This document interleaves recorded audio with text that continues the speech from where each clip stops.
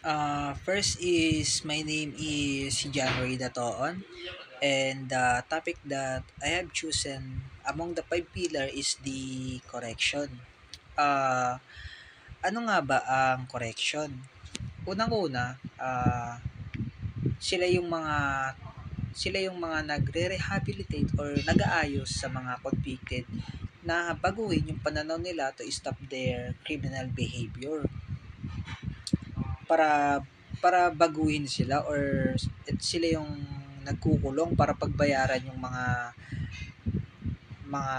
criminal acts na ginawa ng criminal. And sila rin yung nagbibigay takot sa mga taong may criminal behavior, also called the deterrence, to discourage the person to not commit a crime para matakot silang hindi na gumawa ng crime because of the rule. Siyempre, yung punishment dun is yung makukulong sila. That's why natatakot sila na syempre matatakot sila na mag-commit ng crime because of those punishment. Ayun yung deterrence. There is two types of deterrence, general and special deterrence. Example of the general deterrence is the correction itself, kasi sila yung nagpe-prevent, sila na yung nagpe-prevent na hindi na gumawa ng crime kasi matatakot sila syempre na yung punishment is makukulong sila. Bali yung general deterrence, ito yung pangkalahatan.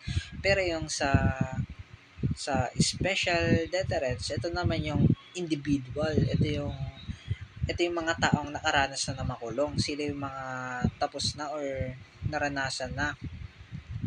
Bali, ito yung parang siya yung magiging lesson na hindi na mag-commit ng crime because of this punishment. Ito yung sa sarili mo na sabihin mo na syempre hindi ka na mag-commit ng crime kasi nakaka ano dun sa kulungan, 'di ba? Ganun. And the retribution, and there's a retribution, syempre kailangan ng isang criminal na pagbayaran yung mga nagawa niyang crime. Syempre pagbabayaran niya lahat ng nakomit niyang crime. Bali, ito yung magiging payment niya sa lahat ng nagawa niya. And there's the isolation. Siniseparate sila for the sake of community or for the criminal prevention. For the criminal to prevent them to do a crime again or para hindi na sila makahawa or makahalubilo ng ibang tao. And the reintegration, sa reintegration, ito naman yung ibabalik sila sa community pag naging maayos na sila or naging productive na sila. Hindi lang para maging mabuting tao, inihahanda sila para maging productive bago sila makalaya or makalabas to provide themselves. And the penology.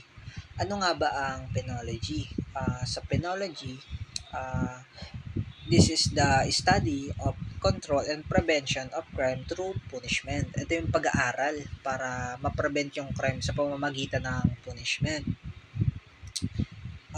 Sa penalty, to give, ito naman yung pagbibigay ng punishment. Ito yung to give punishment para mag-inflict ng mga sufferings sa convicted offenders by imprisonment.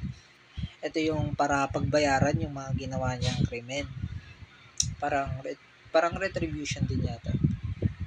Tapos sa rehabilitation. Sa rehabilitation, ito yung inaayos natin yung mga convicted offenders na magbago. Inaayos natin yung kanilang pag-iisip or yung pananaw nila na inaayos natin yung pag-iisip nila na hindi na mag-commit ng crime and to stop their criminal behavior. Also, the correction is the weakest among the five pillars. Bakit nga ba ang correction ang the weakest among the five pillars? Dahil ito sa pagiging ineffective or pagkukulang nila because mostly yung mga ibang criminal na nakalaya, some of them is umuulit. mga hindi sila nadadala. And syempre is yung goal ng correction is bago sila makalaya is maayos sila. And uh, yung yung goal ng correction is to correct them and to deter the community to prevent na gumawa na ng crime, and they failed na gawin yun. That's why they called it the weakest pillar.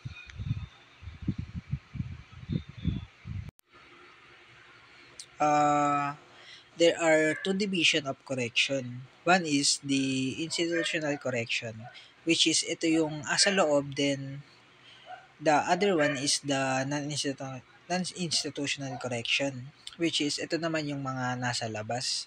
Sa institutional correction, sila yung mga under sa DOJ, BJMP, DILG, tsaka sila yung makukulong sa correction like Bucor, jail, provincial jail, BJMP. Tapos sa non-institutional, ito yung mga hindi inside of institution. Sa community sila magsiserve or bubunutin yung mga sentences nila. This involves the Board of Pardon and Parole, Probation and Parole Administration, and Juvenile Justice and Welfare Council. There are two types of prisoner. Ito yung detention and sentences. Sa detention prisoner, sila naman ito yung mga hinohold pa for security reason and investigation. In short, sila yung mga undergoing pa lang.